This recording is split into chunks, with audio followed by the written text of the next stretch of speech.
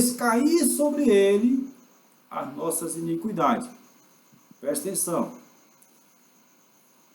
Eu não tenho poder de tirar os erros, os pecados das outras pessoas, jogar para cima da minha cabeça e dizer para Deus: olha, Senhor, eu estou carregando o erro de todo mundo aqui nas minhas costas.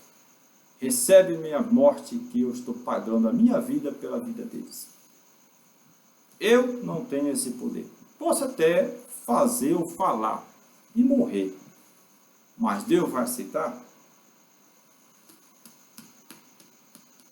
Porque eu quero?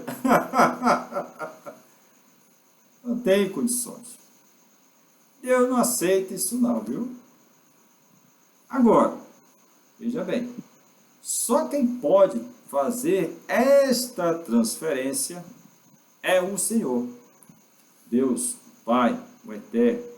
Ele pode sim tirar todas as maldades de uma nação e transferir ela para aquele que ele quer, a pessoa que ele determinou, que ele escolheu. Então, essa transferência só o Pai pode fazer. E mesmo que eu queira fazer, posso até morrer pelas pessoas, eu vou morrer pelas pessoas, mas na hora do vamos ver, né, lá do outro lado, saber se Deus aceitou, né? É esse o problema, né? Então, essa pessoa escolhida pelo Senhor, pelo Eterno, para receber o mal de toda a sua nação, seu povo judeu, porque aqui está se referindo ao povo judeu, o erro, o pecado do povo judeu, para tirar de todos eles e colocar sobre um indivíduo, que o Eterno iria mostrar quem é, só quem pode fazer isso é o próprio Eterno. Ele escolhendo a pessoa, então ele faria essa transferência. Então essa pessoa queria assumir, né, os erros, as culpas, tudinho, e já estava com uma aliança com o Eterno, já sabia que o destino dele era esse, ele saberia que o destino dele era esse, e viveria para este objetivo, para carregar sobre si os erros de todos. Sabia que tinha, é isso mesmo, que eu estou falando, é isso mesmo, porque o Eterno o avisou, e o chamou, e o escolheu, e o preparou, né? Vamos prosseguir. Ele foi oprimido, mas não abriu a sua boca. Como um cordeiro foi levado a matadouro, e como ovelha muda perante os seus tosqueadores, ele não abriu a sua boca. Aí se refere à maneira como ele morreu. Ele aceitou ser morto, né? Ele aceitou, ele foi com esse destino. Inclusive, Dó cita num dos seus vídeos sobre o texto de Isaías 53, uma ocasião em que os apóstolos reconhecem Jesus como Messias, o Filho de Deus, né? E na época, quando se falava de Messias, entendia-se que era o Filho de Deus, o escolhido de Deus, o Santo de Deus. E ele havia dito, explicou: olha, eu vou ter que ir a Jerusalém, vou ter que morrer. Então ele já estava preparado, ele já estava com o coração pronto para ir, ele estava aceitando isso. E todos os evangelhos mostram que Jesus tinha plena ciência que ele teria que chegar ao ponto do martírio. E aí, como foi? Dó cita isso na sua mensagem, e na ocasião ele critica Pedro, né, que chegou com ele e disse: Senhor, não faça isso, não vai ter esse destino. Aí Dó diz assim: se ele sabia que ele tinha que ir, por que ele foi dizer que não deveria ir? É porque os evangelhos são muito realistas, né? Os evangelhos são escritos numa realidade humana, em que as verdadeiras emoções humanas se sobressaem. Como os discípulos amavam ele, né? E gostavam dele, sabiam que ele era assim, odiado por alguns rabinos que eram capazes de matá-lo, então amavam ele, não queriam vê-lo morrer, né? Aí ele, com a emoção dele, disse: Senhor, não faça isso. Mas só que ali era uma emoção humana. Jesus tinha uma mentalidade de fazer a vontade do Pai e ir até o fim. Aí ele até repreende os pensamentos de Pedro nesse momento, né? Diz que os pensamentos dele não são corretos. Realmente, você vai querer que uma pessoa que você ama, que você gosta, se entregue por si só para ser morto? Não tem cabimento isso. Então, os evangelhos, eles são construídos, escritos, numa visão muito humana da realidade, como os discípulos viam o momento, né? Então, ali é muito bom para ser estudado, né?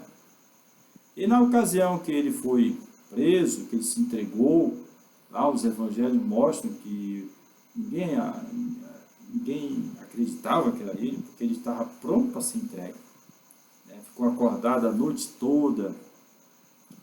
Quando ele se revelou quem ele é ali naquele momento, bateram nele, deram cuspiram, soquearam ele, deram soco, mandaram ele: profetiza, é que tu és o Filho de Deus, profetiza quem foi que te bateu. E ele lá calado, até os seus indagadores: você não vai falar nada. E ele ficou calado, ele não falou nada, foi para Pilatos, ficou calado, falou poucas palavras, mas deixou Pilatos bem nervoso, preocupado, e simplesmente aceitou. Foi ali torturado com chibatadas, cortaram seu sangue, e ele até forçou que os romanos agredissem mais ele, para que ele tivesse uma perda muito grande de sangue, para acelerar a sua morte, né? Jesus pretendia que sua morte fosse acelerada. Ele instigou os romanos a chicotear mais ele, sangrar bastante a sua carne, para que a sua carne, seu corpo não resistisse, entrasse em colapso o mais rápido possível, né? E ele morreu 3 da tarde, né? Ele foi pregado, foi crucificado, e ele teve a sua morte sem que precisasse quebrar suas pernas, né? Então Jesus, ele pensou sim na sua morte. Ele não dormiu a noite toda, não tinha comido nada. E assim, como eu estou comentando, né? O tempo passa rápido, eu tenho que correr. Aí diz mais aqui o texto. Ele foi, aí de 8, vamos para aqui. Da opressão e do juízo foi tirado. E quem contará o tempo da sua vida? Porquanto foi cortado da terra dos viventes, pela transgressão do meu povo foi ele atingido. Então, pela transgressão do meu povo. Ele, os judeus, não pode dizer que essa pessoa é o povo de Israel, porque o povo de Israel foi atingido pela transgressão do povo de Israel, tem sentido, né? Então ele veio morrer. Ele morreu. Agora, ele morreu, vamos dizer aqui. E o destino dele, como ovelha levada ao matador, era para ser morto, ser sacrificado. Vamos ver mais o texto. E puseram a sua sepultura com os ímpios. Aí ele morreu como se fosse um ladrão, um estuprador, um criminoso da pior qualidade. E ele poderia ter sido jogado seu corpo para ser os bichos comer, mas ele foi para o rico, né? Tinha uma sepultura lá, dada a ele, recém-inaugurada. Ele foi o primeiro corpo a entrar naquela sepultura, que foi do José de Arimateia, né? Que era um fariseu importante na época, né? Bom, agora veja bem a continuação. Eu vou já terminar. Todavia ao Senhor agradou moê-lo, fazendo-o enfermar, quando sua alma se puser por expiação do pecado. Aqui eu uso o termo expiação do pecado, né? Que sai aqui. Verá a sua prosperidade, prolongará os dias, e o bom prazer do Senhor prosperará na sua mão, né? O trabalho da sua alma ele verá e ficará satisfeito. Ora, após a sua morte, ele diz aqui que esta pessoa verá as coisas que vão ocorrer após a sua morte, né? Com o seu conhecimento. E o meu servo, o justo, justificará muitos, porque as iniquidades deles levará sobre si. Né?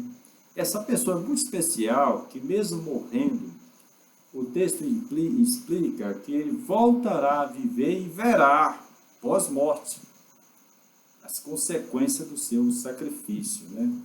Pelo que lhe darei, aí é Deus falando, pelo que lhe darei a parte de muitos, e com os poderosos repartirá ele o despojo, porquanto derramou a sua alma na morte. Está falando de alguém que agora está vivo, estava morto e agora está vivo. Né? E foi contado com os transgressores, mas ele levou sobre si o pecado de muitos, e pelos transgressores intercede. Né? Essa é a tradução João Ferreira de Almeida, que eu acho que é muito diferente do que está no Tanakh judaico. Né? Essa pessoa, após morte, seria capaz de ver as consequências do seu grande sacrifício em benefício de outras pessoas. Né? Aí a Torá não diz que Deus aceita sacrifício pelo pecado. Cada um morrerá pelos seus erros, pelos seus pecados, tanto quanto dó